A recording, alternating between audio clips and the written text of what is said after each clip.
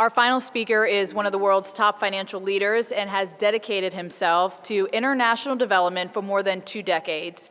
He co-founded Partners in Health and is a former director of the HIV/AIDS department at the World Health Organization. Ladies and gentlemen, please welcome to the stage President of the World Bank, Dr. Jim Yong Kim.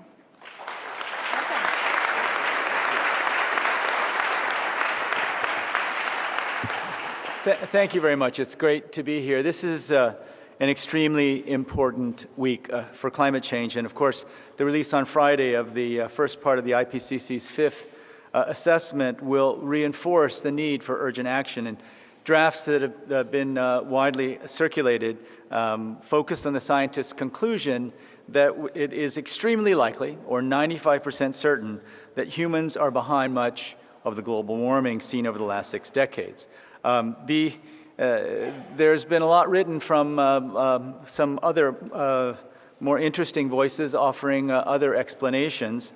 As you may know, the World Bank Group has released 2 reports, one in which we look at the implications of a 4°C warming world, and then more recently, looking in the medium term at what would happen with a 2°C warming world. And among the predictions is that it's quite possible that by 2030, Bangkok could be underwater. Now, these other explanations and the people who doubt the existence of man-made climate change, I would simply say that the doubters don't have a problem with climate change, they have a problem with science. And just imagine what it would be like if we ran our institutions and we had these global discussions on other foundations. I've been trained in medical science, I'm a medical doctor, and I can tell you that there are few things in medical science around which 95% of physicians agree. And so we have to stop with these silly arguments and move forward on thinking about what we're going to do. And I would say that we are in a very exciting time. President Obama's announcement in June of a broad set of actions to reduce greenhouse gas emissions was extremely exciting. And I'm just back from China, where I met with Premier Li Keqiang, who stressed to me again his absolutely firm commitment to tackling climate change. They are the largest emitters of CO2, we know that, but the projects we're working on with them are to revolutionize the way they build cities. And I was able to visit Shanghai, where innovations are really stunning. Not only is the private sector innovating around, for example, greener buildings, but the minute that the private sector achieves a level of greenness for a building, the local government immediately raises the standard and requires all buildings, new buildings then, to meet those standards. You know, I work very closely with the Secretary General, and he's about to call a summit meeting that will happen next September, and then there will be a follow-up in Lima, Peru. And we all hold out great hope that there will be an agreement. Now, all of us have to work and be as supportive as we can of governments in reaching those agreements. But in the meantime, there's a lot that we can do right now. At the World Bank, we're focusing on, of course, ending extreme poverty. At our meeting, at our annual meeting, our spring meeting this past April, 188 member countries agreed on a target to end poverty. We want to end extreme poverty by 2030. But there is no way that we'll end extreme poverty unless we focus on tackling climate change. And I'll talk about that in just a bit. We are now going to go through and look at every single project we do through a climate lens. We're going to set bold, ambitious targets for what we're going to achieve in energy, in agriculture, in many different areas, and we're going to make sure that at the country level we meet these targets.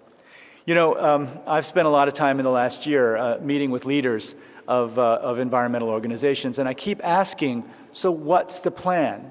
And more pointedly, I ask them, what do you want me to do differently? Now, I think we're moving in the right direction, but so much of our action around climate change has been too small. And what happens is everyone has their favorite project. Solar power for villages. You know, my students, when I was at Dartmouth College, came to me and told me that they thought the answer was that we all should shower less. And what I said was, What the world is looking for is a plan that's equal to the challenge.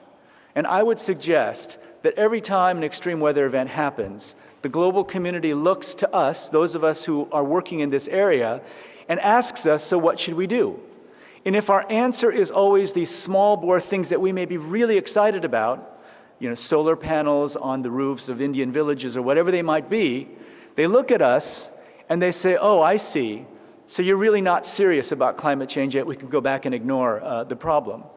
We have to come up with solutions that at least look like they're equal to the challenge. And so from our perspective, we're focusing on very specific areas where we know we can make a difference. The first, we need to build greener, more sustainable, more livable cities.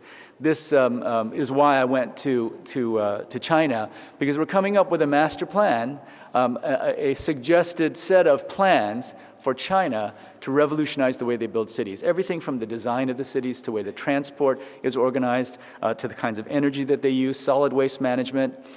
They're looking at 300 million people coming into the cities over the next few years, and so they've got to scale up their healthcare services, their education services, but there are ways to do this. We know there are ways to do this that could have a dramatic impact on the 70% of CO2 emissions that come from cities. And one of the things that we've got to do is make sure that developing countries have finance to build these cleaner cities. Climate-smart agriculture is just such a no-brainer. There is a triple win in terms of being able to increase food production, enhance adaptation to climate shocks, and also mitigate climate change. There's so many exciting projects that are happening out there that are involving enormous numbers of hectares that are already happening.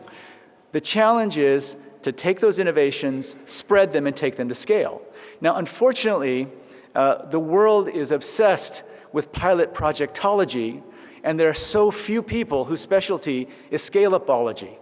So at the World Bank Group, we're focusing on being the organization that can take these innovations and be specialists, along with all of you and all the people in country, on scale-upology. And again, we've got to get serious. We've got to set bold targets that appear to people that are actually equivalent to the challenge. Findable, unsustainable energy. I was just at an event on Saturday with President Ellen Johnson Sirleaf. And for the Americans in the audience, President Johnson Sirleaf has enough energy on any single day in Liberia to just barely power the Dallas Cowboys Stadium for one day.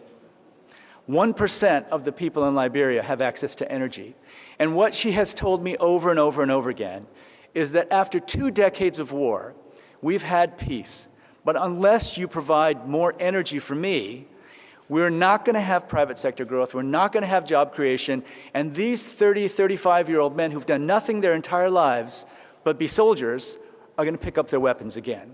So it is sustainable energy for all is not a theory or a concept to make us feel good. It's an urgent problem right now for people like the Nobel Prize-winning Ellen Johnson Sirleaf. Finally, on carbon markets and fossil fuel subsidies. We all know that we have to set a robust price for carbon. And we all know that the largest emitters have to come together around some sort of agreement. And we desperately need that to happen. This is a question of political will. We know that this is what ultimately will drive the market forces that will reduce our carbon output. It's a difficult path ahead, but we have to keep knocking on the door and keep insisting that we move in a direction that allows us to set that price on carbon. Removing harmful fuel subsidies. I'm so grateful for Christine Lagarde's support on this issue from the IMF, but it's really politically difficult. Removing subsidies on fuel is about as easy as closing schools or closing hospitals. Now, many countries in the world need to close hospitals, but it's hard to convince a legislator from that district to do it.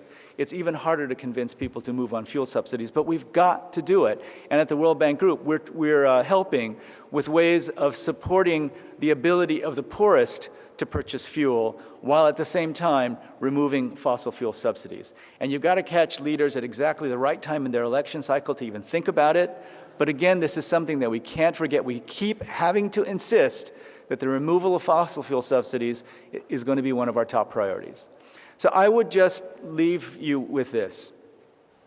We have got to stop talking about small projects that you're really excited about that will not, at the end of the day, solve this problem. We've got to talk together about how all of these small projects fit into a larger plan that can actually solve the problem. And as these extreme weather events occur, we've got to give the same message that, well, you know what? We have a plan. It's bold. It's not going to make life more dreary and unenergized. It's going to make life cleaner and more livable. If we can be clear about that to everyone on the planet, I think we can really make progress. Look, I have a very personal stake in all this. I have a 13-year-old son and a 4-year-old son. And judging by the way they already talk to me now, in a few years, if we don't take bold action, they're going to say to me, Dad, you were president of the World Bank. What the hell did you do when you knew this was going to happen? Well, I hope I can turn around and say, along with great people in this room, we took bold action and we left you a better world. Thank you.